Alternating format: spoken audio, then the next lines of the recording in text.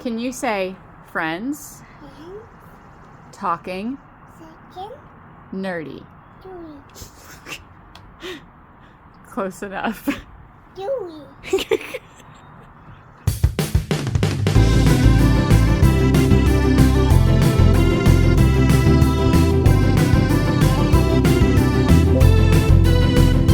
If your friends are nerdy and you are nerdy too, I want to talk to you.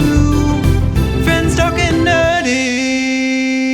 Welcome to Friends Talking Nerdy. This is Tim the Nerd, and seated next to me, very relaxed like, we have Professor Aubrey, and this week we're going to be talking about the written word before it's turned into a movie. That's right. We're talking about the prose.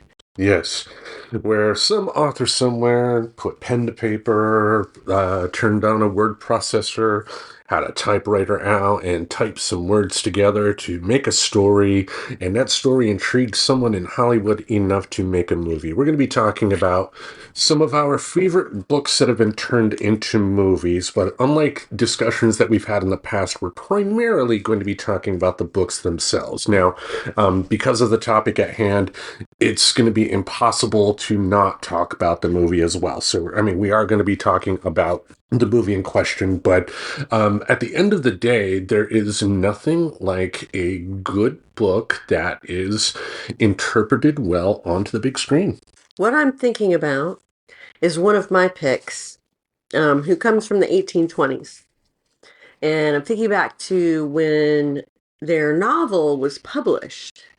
And it was kind of the same thing that you're saying, only lower technology, where the question was, is this story good enough to typeset an entire book?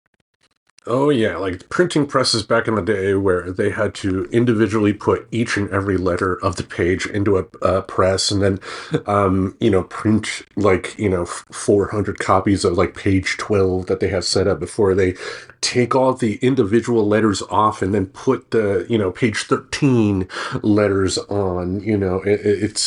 It's not like today. I mean, we are very lucky in the sense that technology has democratized the ability to create fiction, to create entertainment out there. Now, that means there's a lot more chaff amongst the wheat, but that's also giving people the chance to put their wheat out there that might not have had that chance before.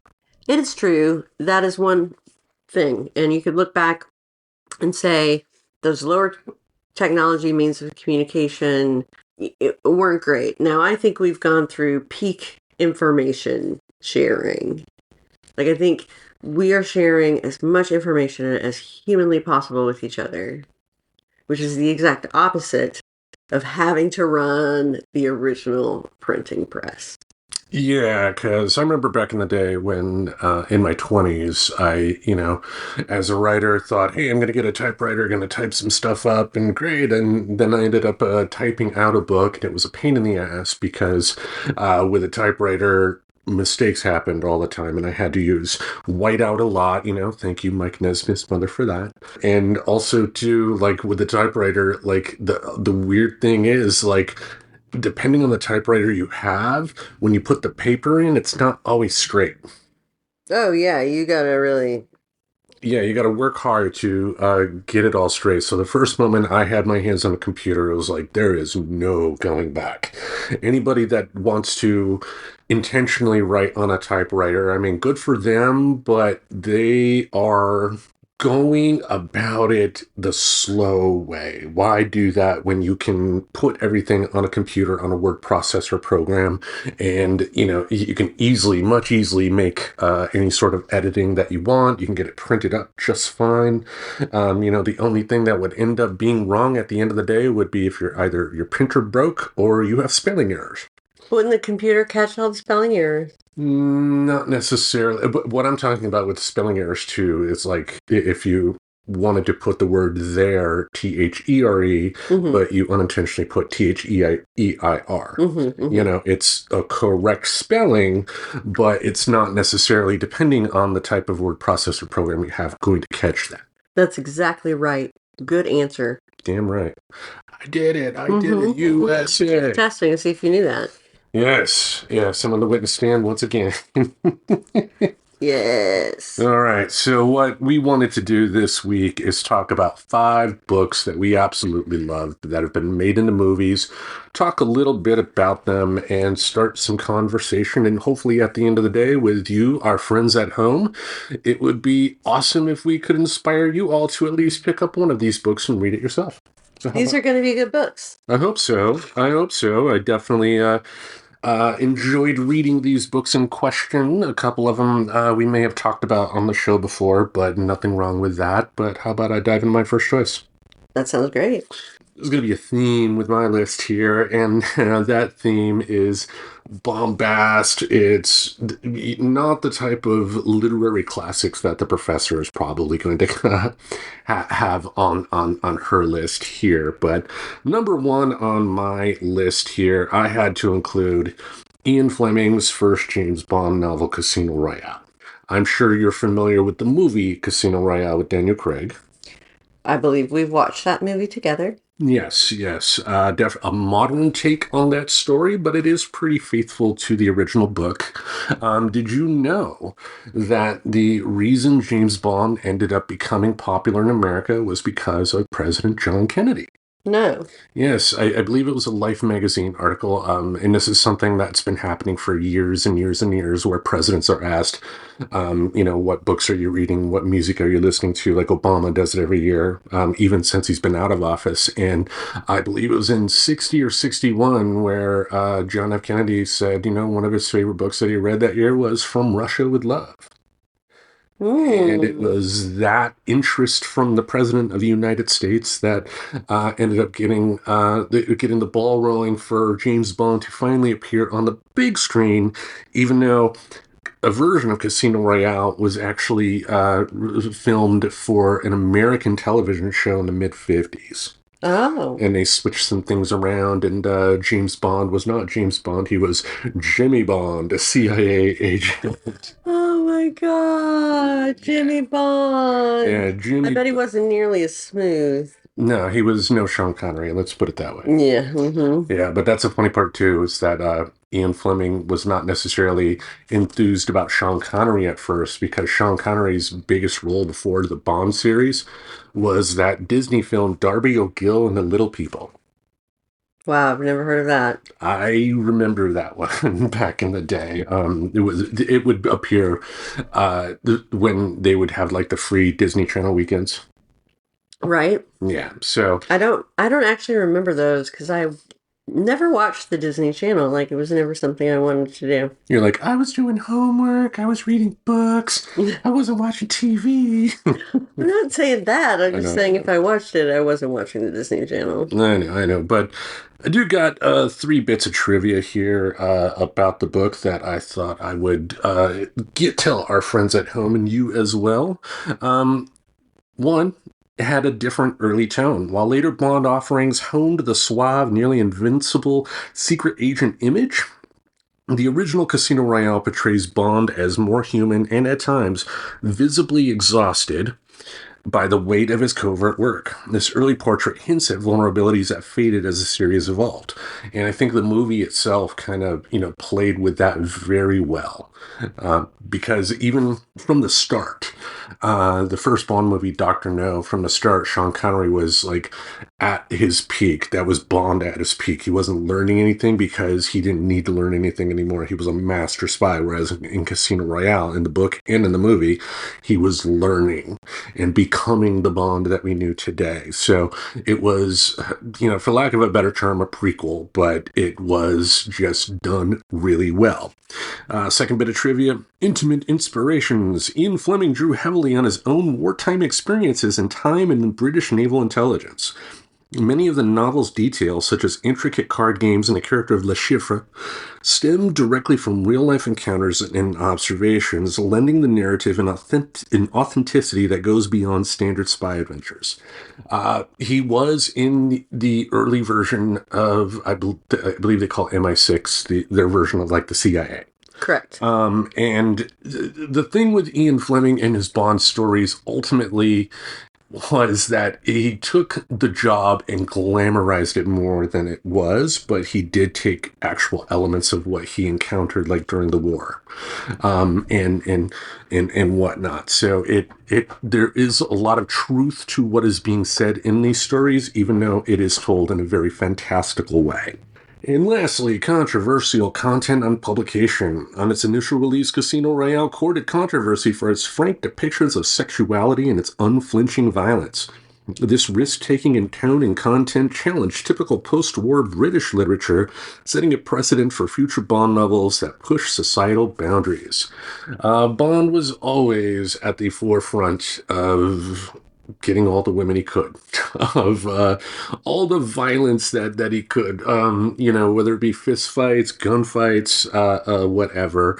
As stated in the research that I did there, he was kind of the forefront of giving a more honest take of what this type of lifestyle would give. And some people weren't necessarily comfortable with that, but as time has shown,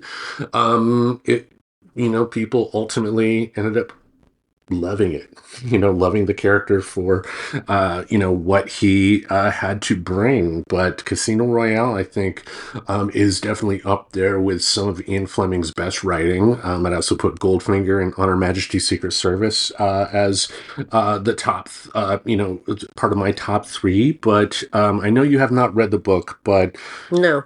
Any general thoughts about James Bond, Ian Fleming, or anything like that? Well, I've never read any of those books. I understand they're quite good, and if I really liked the genre, I would read them probably, or would have read them by now, probably. So I don't have like a literary connection, but I have seen all of the Sean Connery movies and many of the modern movies, including Casino Royale. And I like them as much as I like any other action, political, geopolitical whatevers. Well, if anything, too, I think Bond, similar to like Star Wars, like comic books, is kind of like modern myth making. I mean, Bond is definitely a relative of like Paul Bunyan, or other tall tales told throughout history, the Canterbury Tales or something like that. The Three Musketeers, Beowulf, Three Musketeers. It's a long line of just action stories that just thrill you, that speak to the people of that time too. So I can understand if like a young person today doesn't necessarily want to get their hands on the original Ian Fleming books, or if they're not the types of stories that you would necessarily read to begin with. I can understand if people aren't going to be rushing to their local bookstore to get it, but it was the start of a modern myth making that is still going on today, even though we talked about in a previous episode, Jeff Bezos is now in control of at least the films of that particular franchise, right now. But anyway, Casino Royale, it's also... The Fleming books are not long reads. This was back in the day where a novel was considered a novel at about the 200-page mark. Mm-hmm. So it's not going to be like a Stephen King, 1,000-page tome or anything like that. If this is something that you happen to buy and try and read, you're going to be able to get through it pretty quickly. And like I said, I feel that the book was really represented well on the big screen with the Daniel Craig version. Now, there is a version in the 60s that I never saw that was done by different producers than the ones that did the official James Bond stories. The Eon Productions, and like Woody Allen is in that film, Peter Sellers is in that film, David Niven, they all play James Bond. What? It's goofy. Yeah. That sounds really weird. Yeah. Yeah. Yeah. Anyway, unless you have any other thoughts on Casino Royale or Ian Fleming, how about you let us know your first choice? Okay, here we're going to go with my first choice, and that is Jarhead. Have you heard of the book? I have heard of the book, and I believe it's a movie with Jake Gyllenhaal, right? That is correct. It is a movie with Jake Gyllenhaal and some other, like, there's Peter Sarsgaard's in it, Jamie Foxx is in it. There's a number of good folks in it. But let's talk about the book. It was published in 2003. It was about the first Persian Gulf War, which was called Desert Storm. And then when Desert Storm was declared a success, it was Desert Shield. And there isn't a lot of writing about that military excursion. And it sits sort of like a footnote. I just can't even figure out what its geopolitical results were. It was 2003, and this guy wrote this book. And he happened to ride the bus with me. Like, rode the city bus with me on a like almost daily basis. Here in Portland? Here in Portland. And he was a really cool guy. He was a teacher, like he was like a first year professor at the undergraduate school for writing, and just a really nice guy. And so I was asking him what he was working on, and he told me he was working on getting his book published. And this was in 2002. And so then he stopped riding the bus with me. I never knew what happened to him. But then I saw this book and I was like, oh my God, he got his book published. And his name is Anthony Swofford. And he is the character that Jake Gyllenhaal plays in the movie. In the book, the movie is very true to the book. And I think my deeper experience of the book was that it wasn't just about what was happening then. It was also about human nature in the same way any war movie is. But it's like people didn't care about that war, and so people did not care about this movie or this book. Like, it wasn't a bestseller. It wasn't, I think it made around $20 million, which is an incredibly low amount for a Hollywood movie. These are my thoughts. So in the book, it just takes you through Anthony Swofford's life and why he decided to join the Marines, his experience in basic training and Marine school, which, you know, we've heard those stories told, but these were unique stories. You know, it was a different time. It wasn't World War II. It wasn't Vietnam.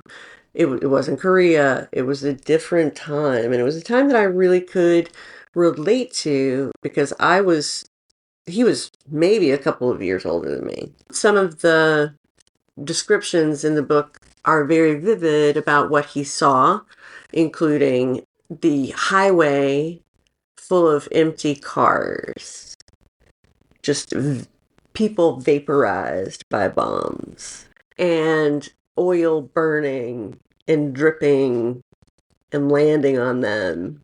And in so many ways, how exposed they were. And nobody cared, right? What the long-term effects of these things were going to be. So it was a very good book. I really enjoyed reading it when I read it. And then I have some trivia about it. All right. Are you interested? Sure. I did find out that the movie had a $72 million budget, grossed $97 million, so it is considered a box office disappointment. Generally, the budget, when they tell you the budget of a Hollywood movie, they're not including like promotion, the cost of promotion. That's generally generally the same, like 72 million to make the movie and then another 72 for like promotion and whatnot. What? So this is considered box office disappointment. Yeah. Doesn't make it a bad film. I want to make that very, very clear. I have not seen the film myself, but there have been plenty of box office disappointments that have gone on to be called classics. It's a Wonderful Life being one of them. Really? Yes. Now, what's the trivia? Okay, here's some trivia. The burning oil wells were all computer generated.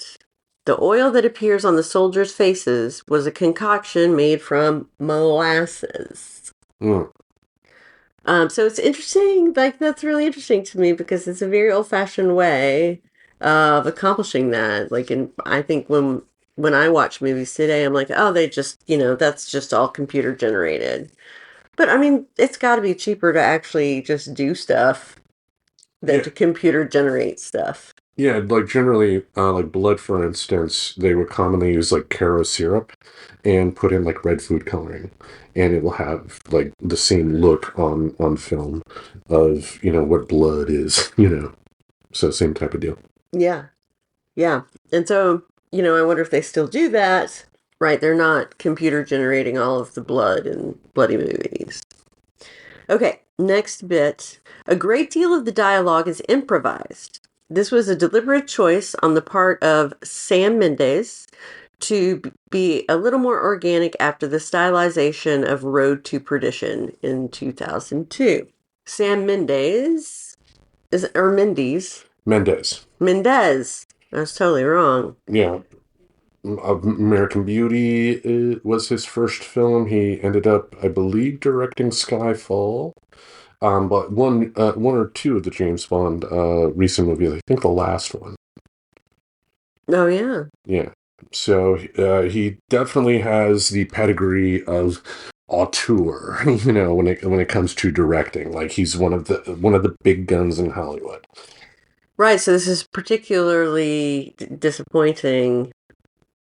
And I can imagine to my friend disappointing because how excited must he have been to have Sam Mendes, directing.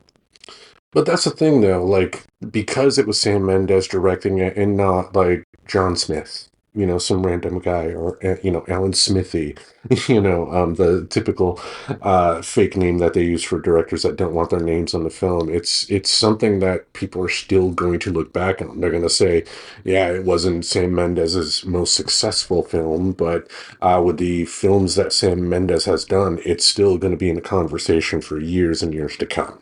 Yeah, I mean, I guess in Sam Mendes' Wikipedia page, it's listed in his filmography. Yeah, he's not embarrassed. And so that, gives this movie continuing exposure that it wouldn't otherwise have. And then the last one is that the interviews with the grunts were all improvised. Lucas Black was particularly uncomfortable with this because he preferred to work off of a script. So that's interesting. Yeah, improvisation is harder than you think, and it's great when actors can do it. I mean, I think back to MASH. Do you remember those episodes that they would have in black and white, to where they would have a reporter show up at the MASH unit and interview the cast? Mm-hmm. Uh-huh. All of those answers were improvised. Really? Yes, it was the questions were written out beforehand, but the answers that the characters gave came from the actors themselves. Just based on how their character would react to whatever they were asked. Yeah, I mean, it's important to remember, for that example, that, this is not something that they were doing in like season 1 and 2. This is like later era MASH, when Colonel Potter, was running the unit and everything. So they were pretty much knew their characters by that particular point in time, but it is always impressive when actors can do it right. I do believe improv can go wrong, and it goes wrong a lot in comedy. Because with comedy especially, you either are going to enjoy the joke, or it's going to be long and painful and like nails on a chalkboard bad. I think of the 2016 Ghostbusters movie with Melissa McCarthy and the others. Even though that movie did get a lot of unnecessary shit because, how dare they make a Ghostbusters with women? Mm-hmm. I think that there are legitimate critiques you can have on that film, and I think the big thing was there was way too much improvisation. Yeah, like you couldn't find the story sometimes. Like grandstanding. Yeah. A little bit. I know. That's why I don't like it. Yeah. Any other thoughts on Jarhead? No, that's about it. Okay, well, you're the only one who has a story of meeting an author on the bus. Right. Yes, all right. I mean, besides you. I didn't meet you on the bus, I suppose, but... Yeah. You're the only other author I know. Yeah, and I just... Wait, that's not true.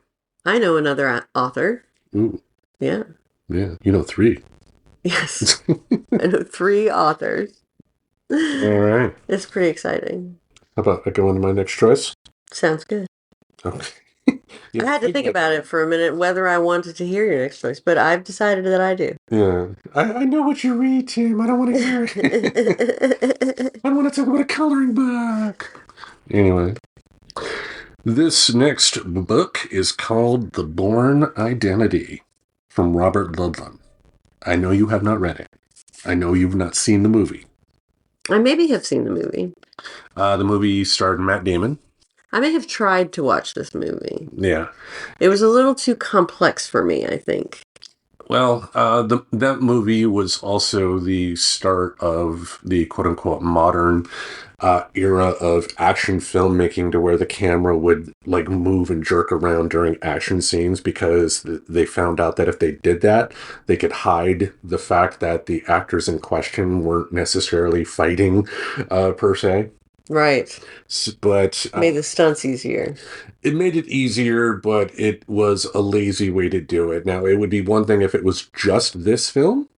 That would be fine, but every other film after that, until the John Wick movies, thank God, started doing that shaky camera thing. Even the Marvel movies like to do that as well, and that's kind of annoying. But I read this book a long time ago, and I've been a huge fan of Robert Ludlum ever since getting my hands on this book. Mm-hmm. Before I go into the bits of trivia here, I think the big thing that I've come to respect about Robert Ludlum, at the end of the Bourne Identity paperback book, when I read it in the 90s, they actually had a little interview with him, and he talked about, how he didn't consider himself to be a writer. He considered himself to be an entertainer. And when I read his thought process on that, it was like, I really respect that.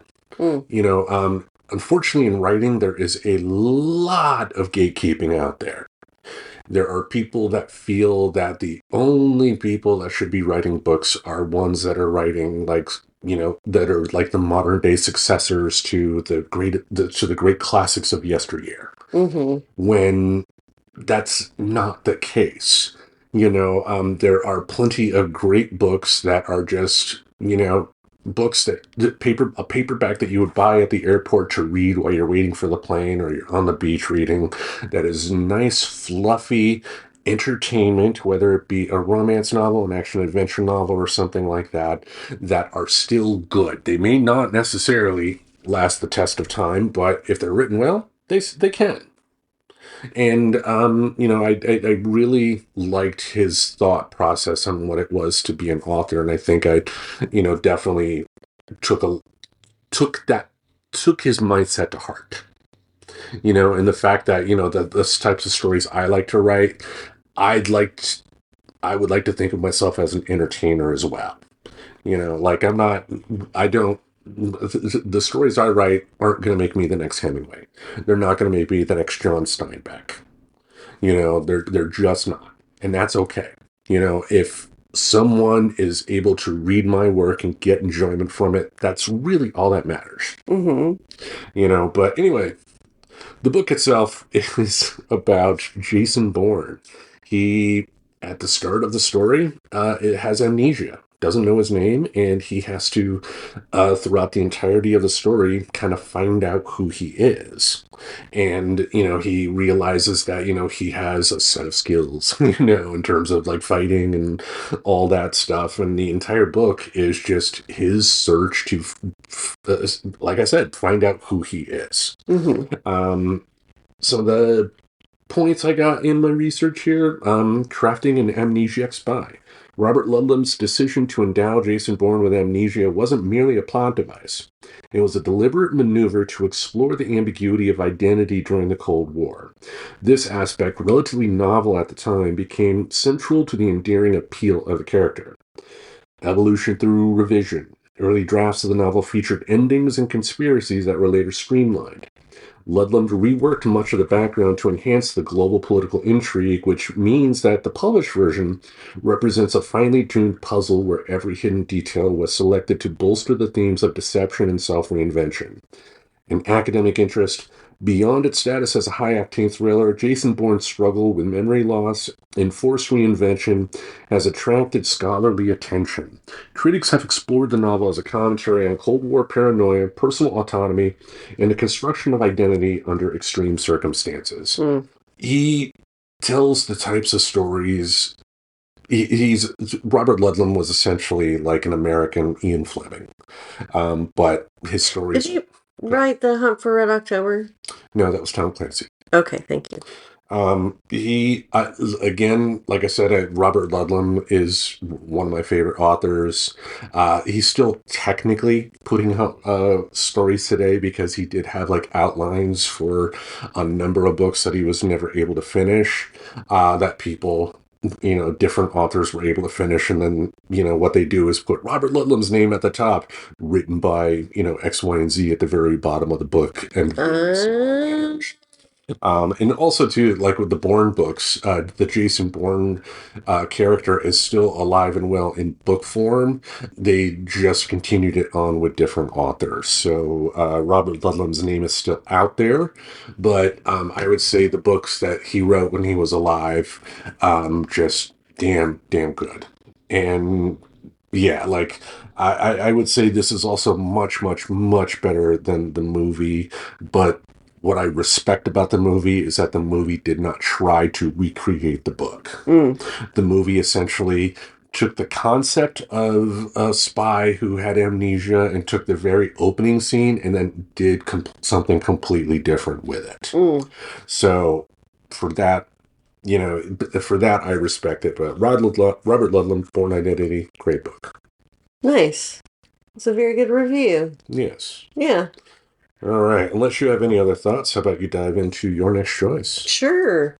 My next choice is, this is not going to be surprising to anyone, is a Jane Austen novel called Pride and Prejudice. One of the best books ever written. Not Nicholas Nickleby. So, Pride and Prejudice was published back in the 1810s, 1815, I believe. And it was written by one Miss Jane Austen, who remained Miss Jane Austen her whole life, meaning she never got married, which was very odd for people back in the 1810s. And she ended up being like the spinster aunt to all of her brother and sister's children. And I've been to her house. Ooh. Yeah, I've been to her actual house in England. All right. It was way cool.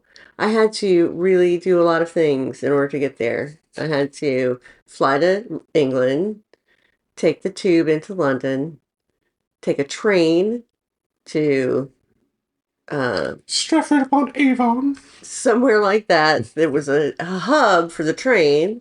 Had to get off the train, try to find a taxi. No taxis would take me where I was going. So I so I had to get on the city bus and get closer. And then I got a lift and I arrived at the wrong address.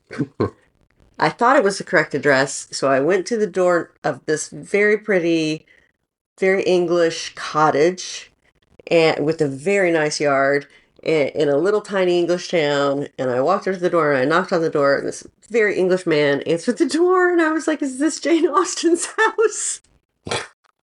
No, it's Emily Austen. Get off me property. But ultimately, I found it. It was a big draw in the town. And so everybody knew where it was, of course. So, anyway, it is a novel of manners. It's one of the first modern novels, and it is a historically important women's novel. The story is about a family, many daughters, 5, and no sons. And back in England at that time, a lot of property was passed only to male sons, and then male relatives if there were no male sons. And so her father's estate, which was modest, they had a really nice house, they had a lot of farmland, But it was going to be passed to their cousin, not to them. And so it was very important that all of these daughters get married. And the novel is all about how the different daughters achieve independence through marriage. There's an oxymoron. It was very true for women of that time. Yeah. Because if not, they couldn't go anywhere or do anything because you had to have an escort, right? And their dad or their brother or whatever is not going to take them around everywhere. That's what husbands are for. So not having a husband was much more restricting than having a husband. And I think back then, people had as much fun as they do now, if you know what I'm saying. Do you know what I'm saying? Yeah, I mean, obviously in much different ways. They didn't have streaming services. They didn't have, music at their beck and call. They didn't have the libraries of the world at their fingertips. They had to have fun in different ways. They had to create their own music. They had to tell their own stories by the fireplace or by a campfire at night.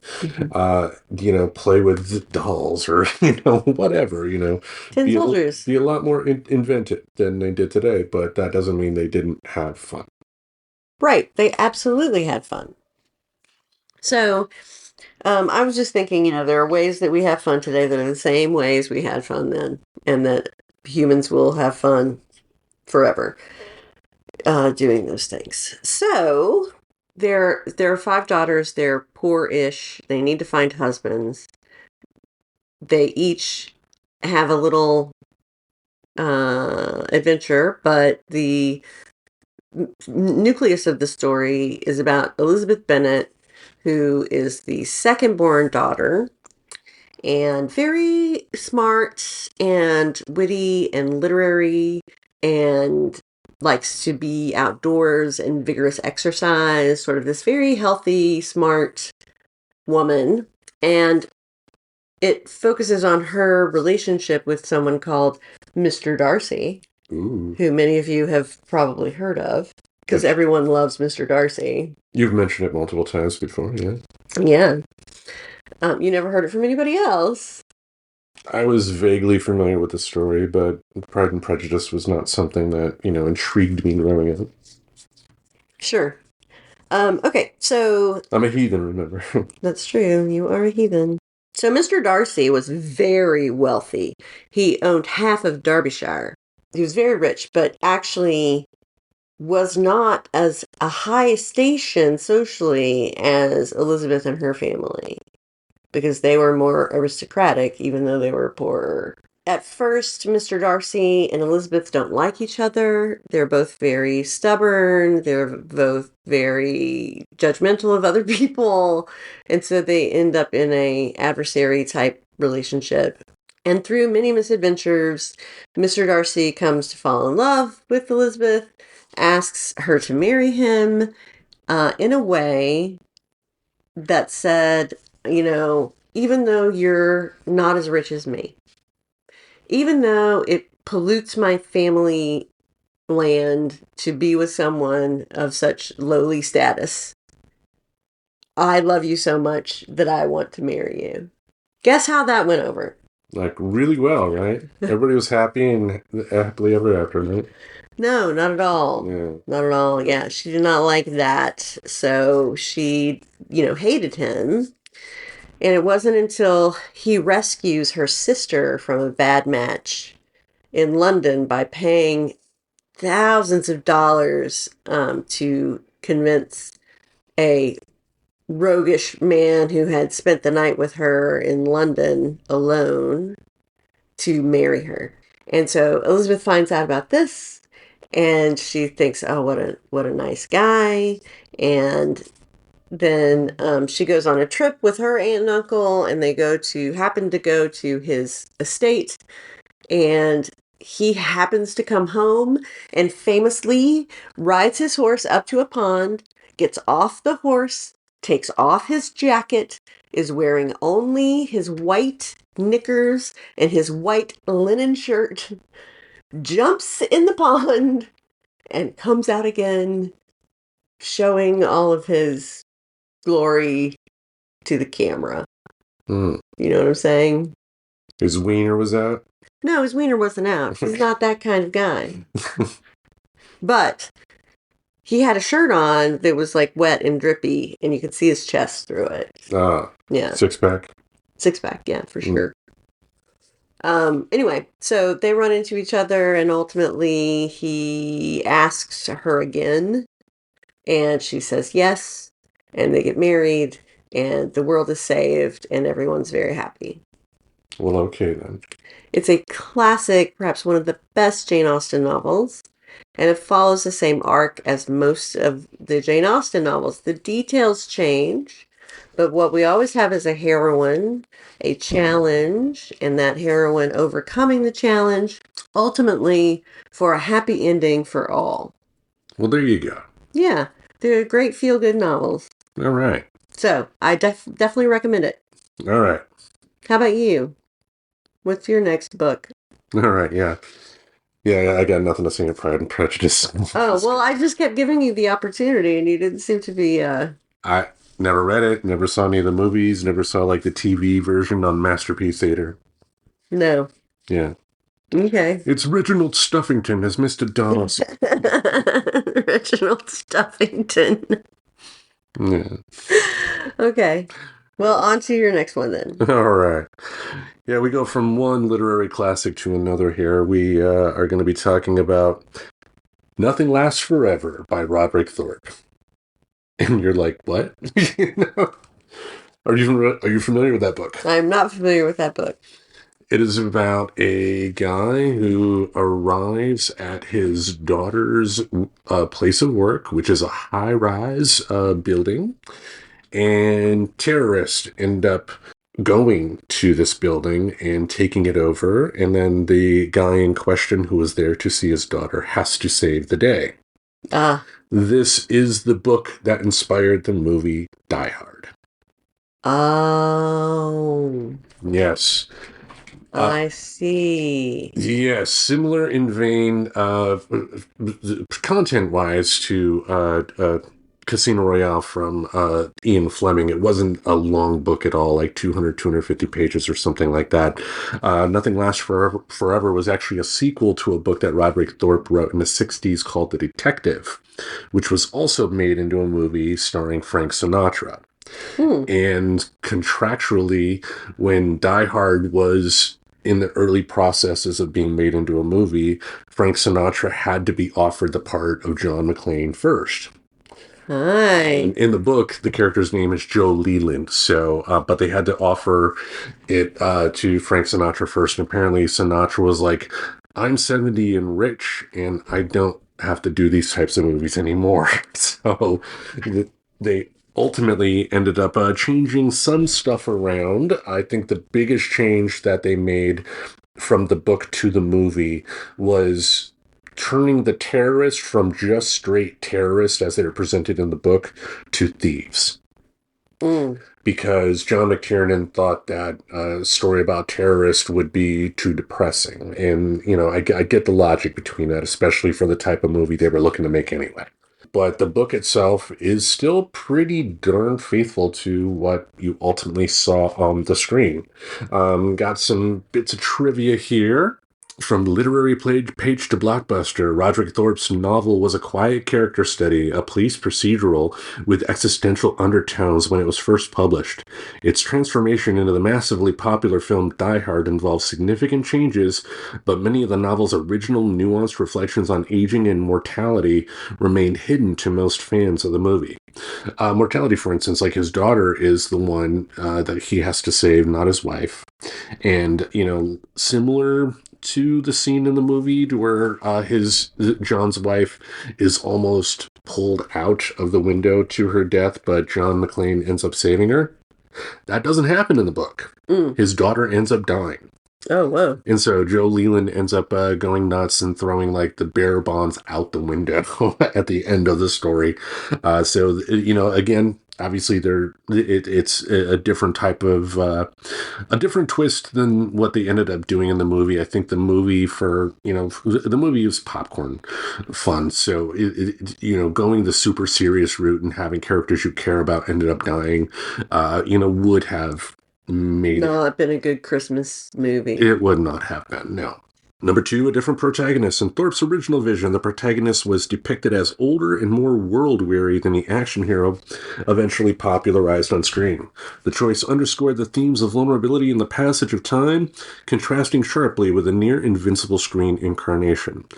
I don't like that near invincible screen incarnation because John McClane was not invincible. By the end of the movie, he was tore up. He was physically beaten down, bleeding everywhere, including his feet, and just barely survived, which was different than other action movies of that time. If you think back to like Stallone movies, like the Rambo movies, like Schwarzenegger movies, like Commando, for instance, great movie, but Arnold Schwarzenegger barely breaks a sweat. Mm-hmm. Whereas John McClane at the end, like I said, feels the effects of everything that happens. And lastly, the title as a metaphor. The title, Nothing Lasts Forever, carries an ironic weight. It reflects both the fleeting nature of life and heroism and a sardonic comment on the impermanence of the cultural moments that build up around action stars.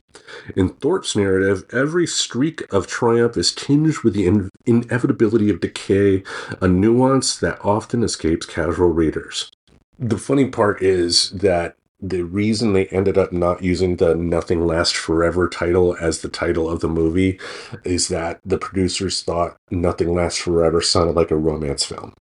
So that's why they ended up changing it to Die Hard. And again, like I said, it's a short read, but if you are a fan of the Die Hard series, it's interesting to kind of see where the seed was planted for what we ended up enjoying in theaters and at home, over the years, thanks to home video. Any thoughts on Nothing Lasts Forever? Well, I think that author really hit it out of the park, right? Becomes one of the most beloved movies of our time, as ridiculous as that is. Yes, I mean, most people would be shocked to find out that Die Hard was based on a book. I was initially shocked as a kid, but taking the time to go and find this book and then read it, it's a very good read. And like I said, it has a lot of what you see in the movie is in the book, but the differences that you see, it's still a good story, but you can understand why they made those changes in the movie. Like I said, for, not having the bad guys be terrorists, but be thieves, pretending to be terrorists, I think kind of makes it much more okay as the audience to enjoy the thrill ride. Whereas with terrorists, it's even back in the 80s, it was tough to kind of portray them because, again, terrorists are, even if you don't agree with their line of thinking, these are people that are doing acts of violence because they believe in a certain political cause. They're also always foreign. Yeah.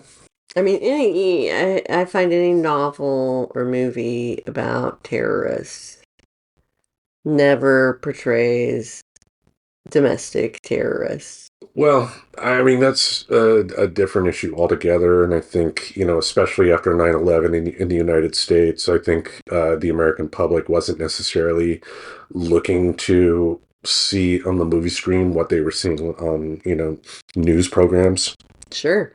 So I kind of get that. Now, the terrorists in the book and in the movie were East German terrorists, so it wasn't the super stereotypical Middle Eastern type of terrorist that you would that you still see to this day, depending on the movie or TV show in question. So at least they did make some effort to have different people play the bad guys. Okay, that's acceptable. Yes. Unless you have any other thoughts, how about you dive into your next choice?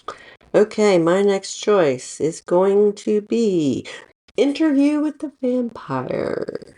This is an Anne Rice novel. It is her first novel, published in 1976 when I was only 2 years old. Everybody knows this story. Everybody has either seen this movie or read this book, I think. It was an incredibly popular book. So, It's the story of a vampire, so it goes on and on and on and on and on and on. And on and on. And on and on. Because it's about someone who never dies. And to me, that sort of droning on and on and on and on and on really helps you to feel what it must be like to live forever, which in the book is not that fun. There are things like a child who becomes a vampire who never ages. And so even though she's hundreds of years old, she's always going to be 10. Have the physical body of a 10-year-old. Right. Yeah. That's weird. And, the vampire was, prolific in creating other vampires. My favorite parts are when they're sort of like down on their luck. And so they have to eat mice. And rats. Yeah. And rats. And, work their way up to larger and larger animals until they can, have access to humans again. It's set in New Orleans, or they're from New Orleans, and it's got a real atmospheric sense to it in the descriptions of the locations and people. Anyway, I really liked it. And the movie, I felt like, I know that it's a Tom Cruise. Tom Cruise. I was about to say Tom Selleck. I know. I just said. Yeah. It's a Tom Selleck movie.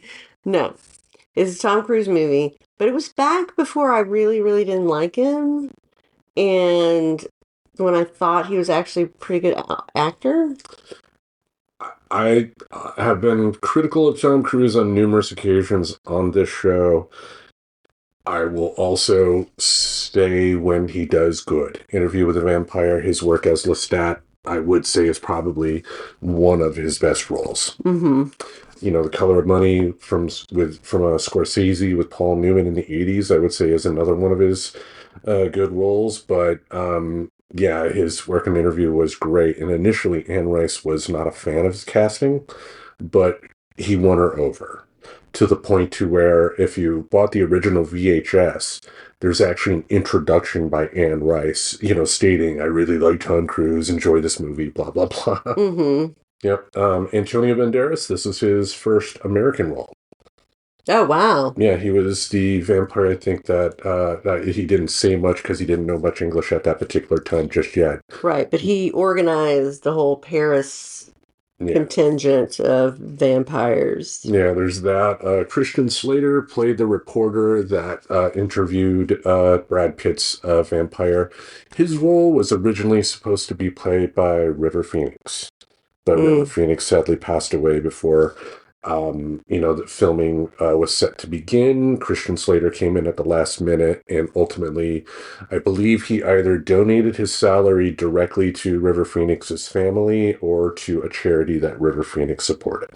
Oh, that is really sweet. Yeah. Okay, so here's some things about the book. The film rights to the book were sold even before the book was published.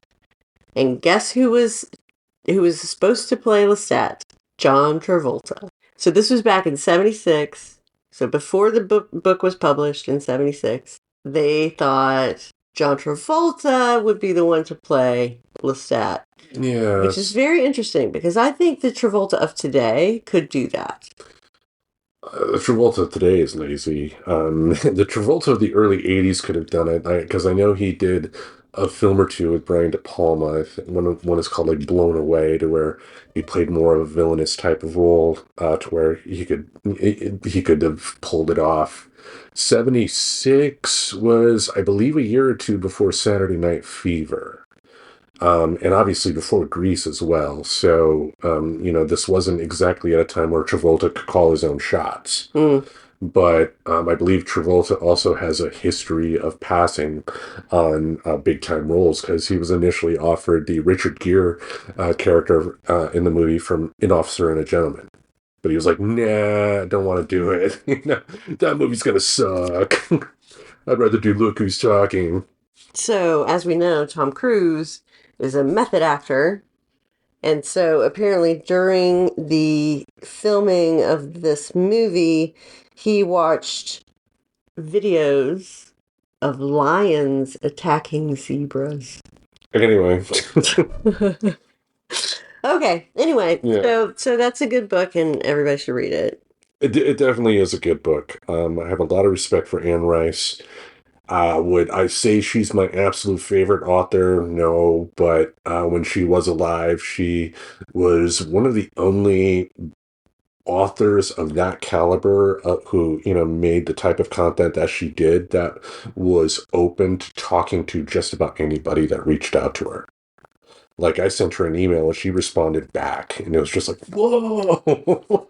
Yeah, that's wild. Yeah.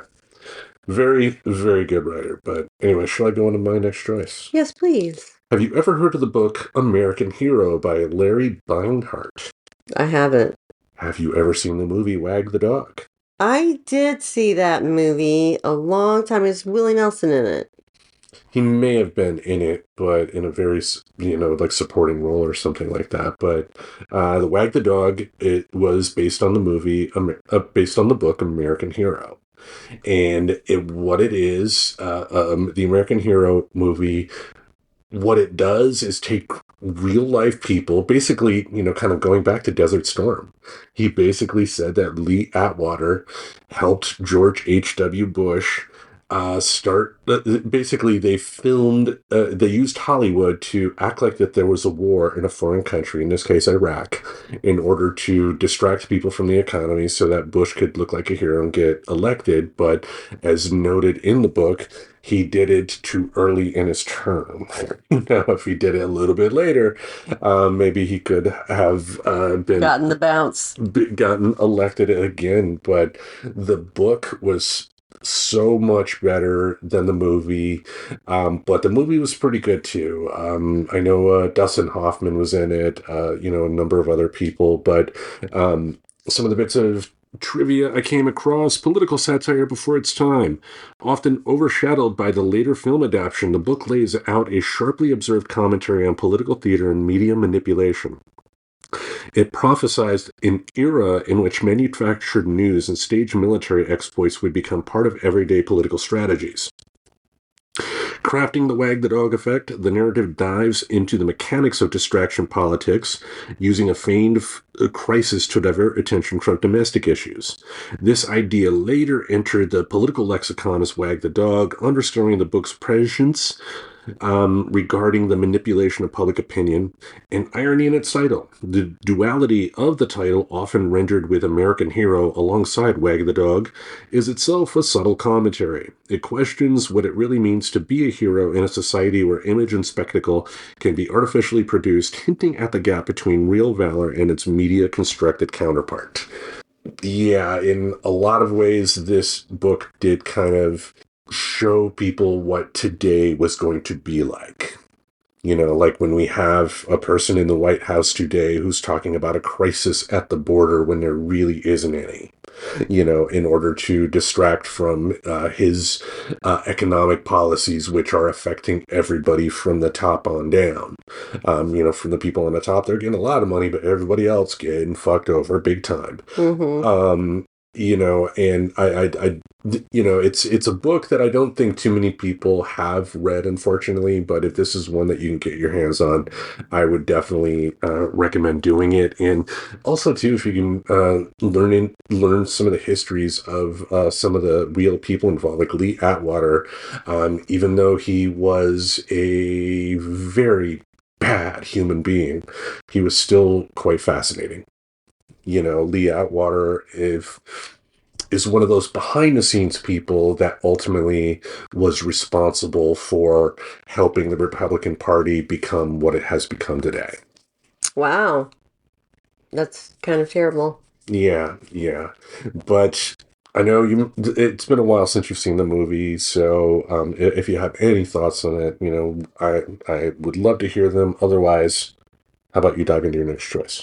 Well, I really loved the movie. It had a lot of bit characters, I guess I'd say. And I think Willie Nelson was one of them. But like the good old shoe. River Shoe. Yeah, because the reason Willie Nelson was in there is that, jingoistic songs, during a time of war can be a great political tool. Yeah. So why not use Willie Nelson? I think it was directed by Mike Nichols, if I'm not mistaken. Okay. Yeah, I really like the film. Yeah, but I think you would definitely love the book even more. So, next I'll have to check it out. Yeah. My next choice is going to be The Da Vinci Code. So, the Da Vinci Code is by Dan Brown. He also wrote this book about going to South America and finding enlightenment and stuff.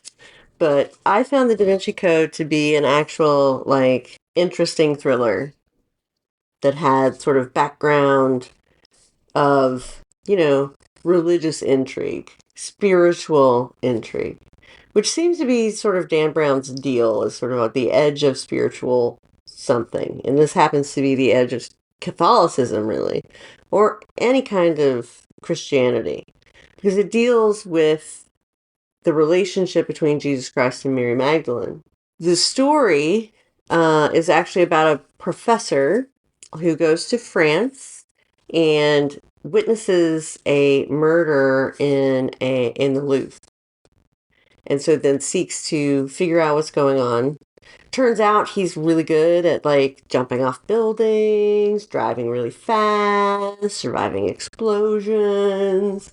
Just happens to be a professor who is all of those things also.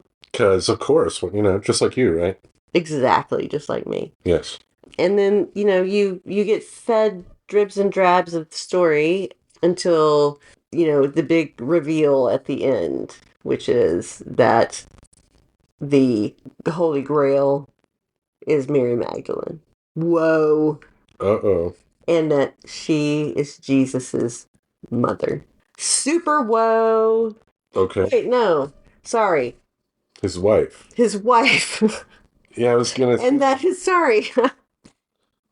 His wife, and then all his children have gone down through the generations, and there are people today living who are related to Jesus. Yeah, Bethlehem is the Alabama of the Middle East.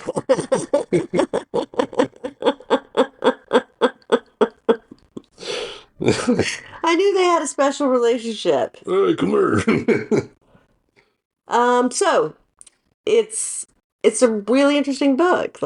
Talks about Fibonacci sequences and different things that relate to math and different things that relate to, how a 2,000-year history, involved a vast conspiracy to keep the true nature of the relationship between Mary Magdalene and Jesus Christ secret. And all of the shit that would have to go into doing that. Definitely a well-written book. I've read the book. I've not seen the movie. I don't buy Tom Hanks as an action star. Sorry. I love Tom Hanks. Yeah.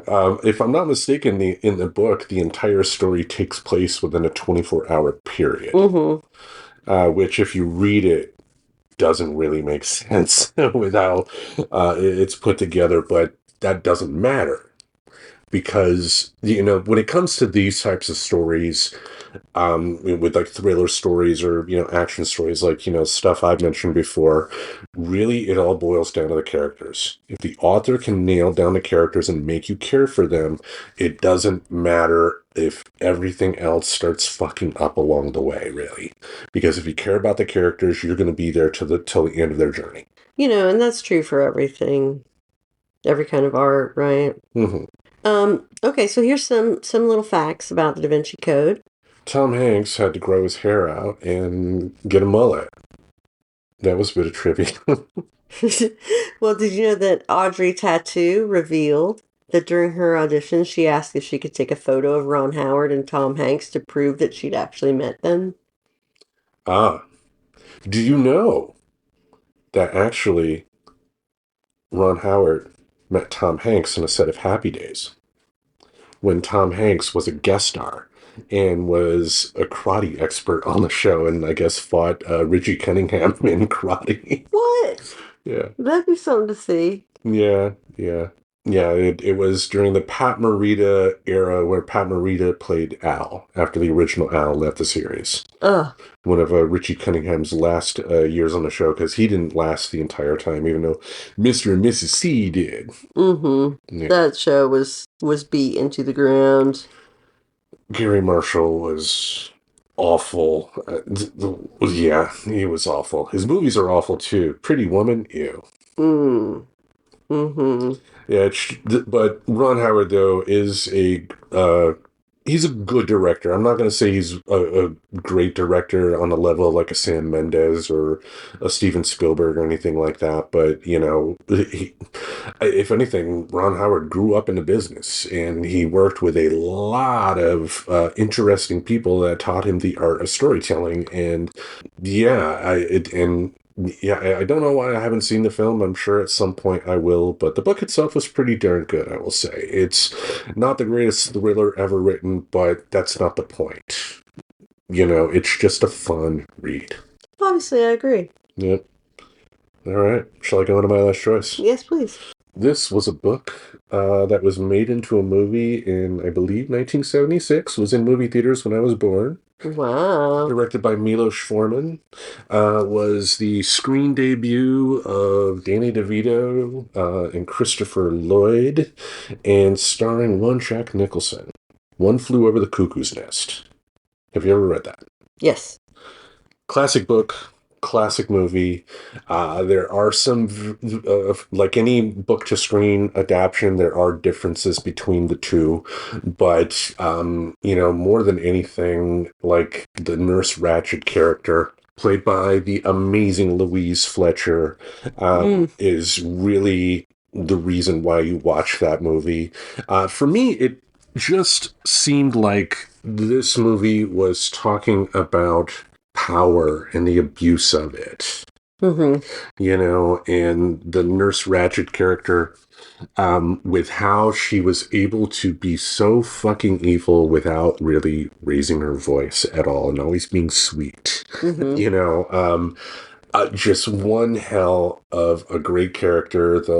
I forgot the name of the character. I believe it's the Nicholson character. I believe his last name is McMurtry or something like that. Mm-hmm. But just you end up feeling for him as well, because he's just this guy who was able to get his way into a mental hospital, so he didn't have to be in prison anymore. Ultimately ended up getting a lobotomy by the end of the movie thanks to Nurse Ratched, even though he didn't really need one. Mm-hmm. Some of the bits of trivia I came across: roots in personal experience. The author, Ken Kesey, his depiction of life in a mental institution wasn't fabricated from pure imagination. He spent time working on a farm-like hospital that treated mental illnesses. Many of the interactions and environments he describes are drawn from these first-hand experiences, lending the novel a raw, almost documentary-like quality. The icon of institutional power. Nurse Ratched is more than just a character. She became a cultural symbol of oppressive authority. Interestingly, Kesey's original intent was multifaceted. He was as fascinated by the dehumanizing effects of strict institutional order as he was by the resilience of the human spirit, a duality that gives the character depth beyond a mere tyrant. And I think that is important to talk about when it comes to the book and the movie, and also when it comes to the times we're living in today. When you have power that ends up abusing and power that ends up corrupting and trying to, force people down, I think the human spirit, being what it is, will fight back. Mm-hmm. And that's something to remember in these times we live in. The title's Mysterious Origins. The phrase "One Flew Over the Cuckoo's Nest" is borrowed from a children's rhyme, a choice that was initially puzzling to readers. For Kesey, however, the title resonated on multiple levels.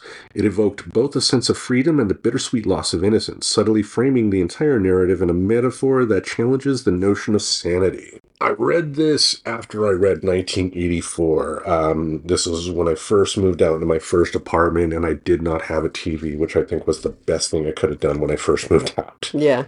And, just did a lot of reading. And this, along with 1984, just kind of gutted me.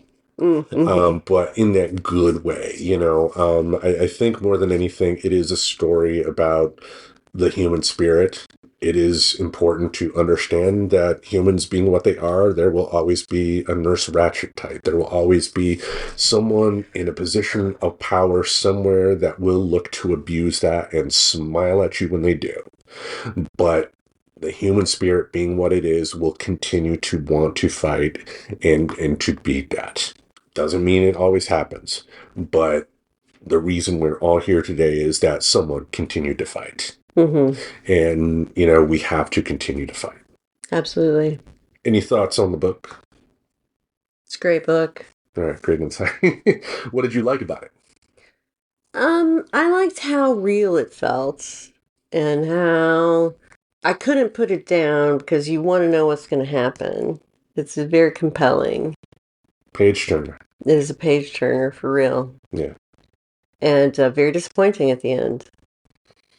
Disappointing, but with the Indian character being, killing, the character that was ultimately played by Jack Nicholson in the film and then, escaping on his own, it was almost like a symbolism in a way that sometimes there are people that won't survive, but the fact that they existed and, inspired other people, those other people are the ones who will be able to go on and do better things. If you think about like the people that unfortunately, were not able to live through the civil rights era. Mm-hmm. Medgar Evers, I believe, is one of them. Mm-hmm. We know his story, but his story was able to inspire other people to keep on fighting. Mm-hmm. Mm-hmm. And that's what martyrs are.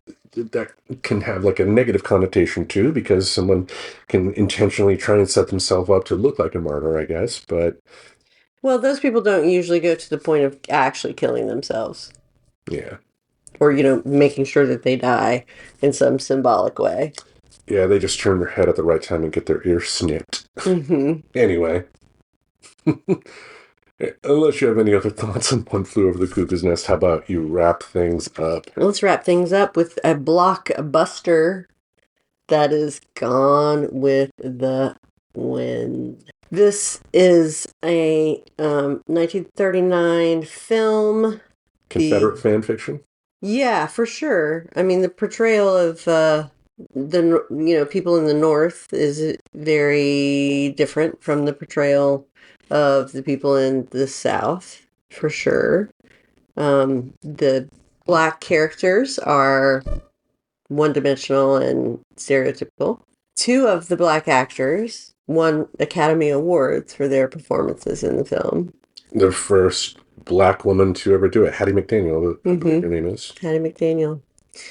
And so, it was a film that had black people in it, right? A high-grossing Hollywood film that did have roles, even though they were stereotypical roles. It was a phenomenon in the South, the publication of Gone with the Wind. It was very anticipated, and it sold like more copies than the Bible or something. Like it sold so many copies, and everybody in the South read it. And it was the glory days of the South, and it made you want to go outside and put your antebellum dress on and sip iced tea and talk with a Southern accent and all those I things. say that, boy, bring me my mint julep. Anyway. Yeah, unless you know the context, which you don't, say, as a 6-year-old watching the movie. It's an entertaining flick, and the book is similarly entertaining. It is much, much darker, however, and includes much, much more detail about the heinous things that were going on during the Civil War and surrounding the Civil War. Obviously made into a movie. The movie was significantly shorter than the book. The book is incredibly long, and the movie is very long. It's 3 hours? 4 hours. I saw it in theaters. 4 hours with an intermission and after 2 hours. Yeah. Okay, so at the 12th Academy Awards, Gone with the Wind was nominated for 13 awards, and it won Best Picture, Best Actress, Best Supporting Actress, Best Director, and Best Screenplay. And 5 more on top of that for technical things. That's pretty impressive. The guy who plays Rhett Butler, Clark Gable, whose name is Clark Gable, is somewhat of a cad in the movie and in real life. And it turned out that during the movie, Clark Gable got married and divorced and married again, I think, or he got divorced and remarried, or like he had a number of things happening. So let's see. He had an affair, got a divorce, and eloped. So he had an affair, got divorced, and got married during the filming of this one film. Vivien Leigh also in a indiscreet love affair with Laurence Olivier, who was married to someone else at the time. Ultimately, he was divorced and they married. The train yard scene is one of the most dramatic scenes in the film, and that's where it starts very close in. Shot of Scarlett O'Hara helping or talking to a patient who's lying on a stretcher. And this shot comes out and out and out and out, and you just see miles of bodies lying around. And half of those were dummies, and the other half were actual real actors. Isn't that wild? Well, all right. I've not read the book myself. I think you would also say that, the story itself is problematic, but that doesn't mean it's not an important story. Yeah, I mean, the story is problematic in that it glorifies the antebellum South. Full stop. Yeah. Which, if you really know history, it's not as it was presented in Gone with the Wind. But No, I mean, you could just go watch any number of other films about the time period. I think of 12 Years a Slave as an example of, movies and books that tell the other side of the story. Yeah. I will say, though, having actually seen this in theaters, Gone with the Wind is the type of movie that you do want to see on a movie screen. It's like you get why people fell in love with that movie, seeing it on the big screen and not on your TV set. They had a re-release of it in the 90s, presented by New Line Cinema. Ooh. I think I went to that too in the 90s. I went with my mother. I went with my boyfriend. Ooh. Yeah, look at that. shows you how popular I was in the late 90s. Oh, that's sweet that you went with your mother. Going with my mother. But one hell of a great movie. It is a great movie. But I think it's also one of those movies that kind of illustrates the point of not dismissing an older bit of entertainment because it is problematic. You can learn from that. Yeah, you could learn a lot about. I mean, that was I think the first time a shot was like that was used. So those are very common shots now. It just provides a perspective on a way of portraying characters and locations. And swear words. This is the first movie with a swear word in it. Frankly, my dear, I don't give a damn. Yeah, and they actually had to pay a fine ultimately to do it, but we wouldn't have. I mean, Tarantino should be thanking the people who made Gone with the Wind, because without that, who knows if there would be. I'm sure somebody else would have come along and had a swear word in a movie. I get it, but this is the first. That's cool. I didn't know that. Yeah. Nice. Yep, and Clark Gable, one hell of an actor. Vivien Leigh, one hell of an actress.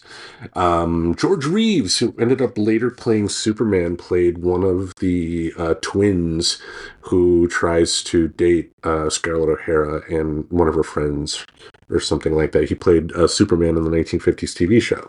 Oh. Yeah, the actor who played Uncle Billy in It's a Wonderful Life played Scarlett O'Hara's father. Mm-hmm. Yeah. So a lot of well-known actors were in that movie. So, I would definitely recommend people at least see the movie. But if you want to get your hands on the book, definitely recommend it too. Absolutely. Recommend. Yep. Any other thoughts on Gone with the Wind? Nope. All right. Any other thoughts you want to say before we wrap things up this week? I don't think I have anything else to talk about. No. Yeah, we've talked a lot. We have talked a lot. Damn right. We'll give the listeners a break, eh? Yeah, we won't give future Tim the editor the break. No. Yeah, you'll have to listen to this again. Thanks. Yeah, man. The whole thing. Yes. All right. Well, anyway, we hope you enjoyed the book selections that we recommended. We will have the list of the books in question on the show description. And read a good book. Read a good book. Read a good book. That's right. Each Monday, we'll have something in this podcast space to entertain your ear holes. Until we meet again, we bid you adieu. So long. I don't give a damn. I don't give a damn. Subscribe to Friends Talking Nerdy on YouTube Music, Apple Podcasts, Spotify, or wherever you listen to podcasts. Goodbye, darling.